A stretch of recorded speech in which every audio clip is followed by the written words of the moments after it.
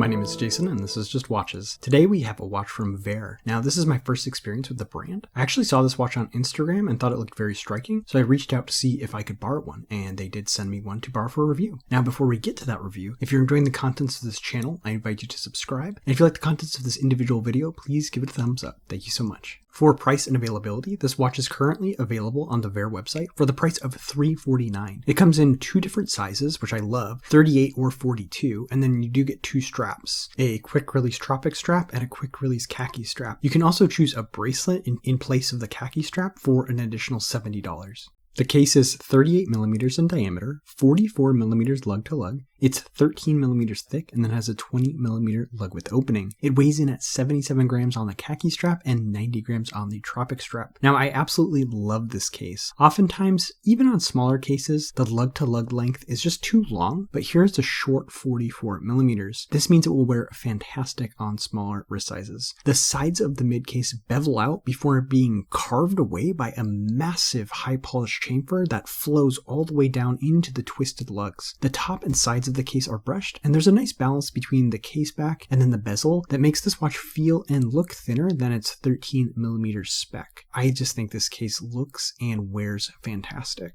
So this watch does come with two straps. The first is a very thick khaki strap that starts at 20 millimeter and does not taper. The material is tough but pliable, and I think it will break in over time very nicely. The hardware is brushed and signed with Vaer. The best part of this strap is the color perfectly matches and complements the hands and indices of the watch. Also, I'm glad they used quick release spring bars on these, especially when you get two straps, because you can then switch between them very easily. Now the tropic strap starts at 20 millimeters and tapers down to 18 on the buckle side and 16 on the tail side. This is a pretty standard tropic strap. It is very pliable and fairly comfortable. Again, the hardware is brushed and signed and quick release spring bars were used. I love when a watch comes with multiple straps, and honestly they both look great on this one. The screw-in case back has information going around the edge and helps provide 200 meters of water resistance. There's a decent sized exhibition window that allows a view of the NH35 movement. The movement is pretty standard, but they did sign the rotor. I love exhibition casebacks on all mechanical watches, but they can add thickness. Thankfully, this watch isn't too thick overall and wears thinner than its specification, so they definitely got away with exhibition caseback here. This watch is powered by the Seiko NH35. It's a hacking, hand-winding, 21,600 vibration per hour movement with a 42-hour power reserve and a stated accuracy of -20 to +40 seconds a day. It also features a quick set date. Now, the accuracy tolerance on this is pretty large. I find they usually run ±10 seconds a day, but every once in a while you get really lucky, and this one's running beautifully at +0 seconds a day with the dial up, and then -1 to -2 seconds a day with the crown up. The 7mm screw down crown is really nicely finished and signed with Vaer. The knurling is super chunky, which makes the crown a pleasure to use. The threading and unthreading action is also very smooth. Now, I'm a huge fan of oversized crowns. I both like the way they look, and then obviously they make operating the watch so much easier than when you have a really small crown or a crown that's just hard to access because of large crown guards. The flat sapphire crystal is a touch proud of the bezel and has a very small facet around the edge. The crystal has been treated with AR coating that does a good job of warding off reflections. It's great to see a sapphire crystal with anti-reflective coating used at this price point, and I think a flat sapphire was the right choice here. A big dome might make this watch too thick overall. The 120 click unidirectional bezel has a nice coin edge and is tall enough that it's easy to grip and operate. The action is very chunky with zero backplay, and the alignment at 12 is good. The insert is a deep blue aluminum with a triangle at 12 and a Lume pip as well, and then the 5-minute designations are marked off with alternating dashes and Arabic numerals in silver. I can't decide if I would have preferred these be gold to match the hands and indices, but I think the bezel insert looks just fine the way it is. The dial is a lovely navy blue that does have a sunburst effect when in very bright direct light. There's no chapter ring, so the markings for the minutes are printed around the edge of the dial. The indices are quite flat and can almost look printed at times, but they are indeed applied. They are filled with lume and edged in a lovely gold color. We have Vaer at 12, and then the depth rating and automatic at 6. This watch also uses a 6 o'clock date window, which I greatly prefer as it helps keep the dial more symmetrical. That date window is also nicely framed in that same matching gold tone. I think the layout of the dial is just right. It's not too sparse and not too busy, and then the gold accents beautifully complement that navy dial. For hands, we have a broad sword for the hour and a long baton for the minute. The minute hand is ever so slightly gabled down the center. Both of these hands are filled with lume and edged in that same nice gold color as the applied indices. The second hand has a small lollipop counterbalance and a lumed lollipop towards the tip,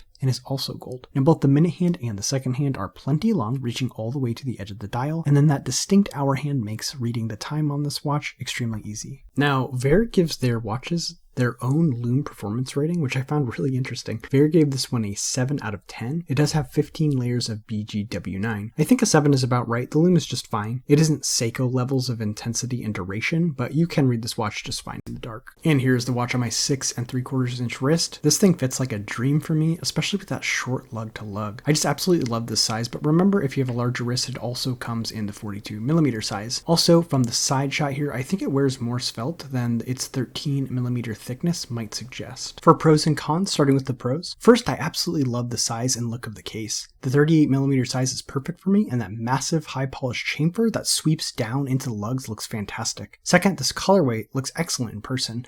I don't think stock photos do it justice, you kind of have to see it. Third, I love the handset of this watch. It looks great and makes the watch very easy to read. And then finally, as I mentioned a few times, I love when brands offer a watch in multiple sizes, and the fact that they offer this in both 38 and 42 is excellent because you can choose based on your preference. As for cons, I only have a few. First, I love applied indices, and while this watch does have them, they're very shallow. I would love to see them be a bit taller so they kind of pop off the dial and catch light a bit more. Second is the lume. I'm a huge lume junkie, and while I love that they give their watches lume scores, I'd love to see them add more lume to this watch and then bump that score up to maybe an 8 or a 9. As for comparables, for a bit less, you will lose the sapphire crystal, but Seiko has released 38mm versions of their new Seiko 5 divers. For around the same price, you could consider an Orient Kamasu, although it's slightly bigger at 41mm. For quite a bit more, you could check out the 38mm Certina action diver. I have a review of that one on the channel, and that was another small diver that I absolutely fell in love with. So there you have it, the Vaer DS5 Meridian Navy Automatic. What do you think about this watch? Let me know in the comment section below. As always, if you're enjoying the contents of this channel, I invite you to subscribe. And if you like the contents of this individual video, please give it a thumbs up.